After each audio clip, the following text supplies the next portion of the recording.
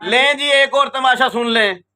बाबा जी को मैंने कहा जी बोतल पिए, बाबा आधे बोतल नहीं पीवनी। बाबा जी बोतल क्यों नहीं पीवनी, इनकी वजह तो दसो। ये सरासर बीमारी है। सरासर बीमारी है। बीमारी है। अच्छा इंदे नाल क्या थींदे, बोतल अगर पीवी जे क्या थींदे, बंदे को क्या तकलीफ थींदी है, क्या नुकसान आता नन? ये नुकसान ये है हुन ये जेडी बोतल है जी हाँ, ये हुन क्या पता हुन असा बैठे ही था। जी हाँ, ठीक है। हुन क्या पता क्या मिला मिला के देने, क्या मिला मिला के शराब बेच सटे न, अल्कोहल पेनन गाल तो थोड़ी ठीक है। ए ना पीवो हाँ पटींदे, रोटी हजम नहीं थींदी, नशा लग गया खड़े तो पीवो पीवो, हाँ, तो मतलब गलत भी नहीं। चलें जी कोका कोला बंद करें जी, पेप्सी बंद करें। बाबा जी ने इनकार कर दिया, मना कर दिया, आजकल बतौर हट्टियां सारे ना बंद।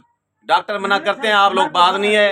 हकीम शहजाद मना करता है, आप लोग बात नहीं है। आज बुजुर्ग ने मना कर दिया कि बोतल नहीं पीवनी।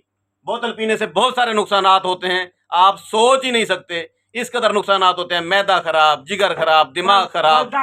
फिर डॉक्टर के पास गए बैठे होते हैं, वेंदे बेबे बिल्कुल ही निकालें। बोतल नहीं पीनी जी, बाबा जी ने मना कर दिया है।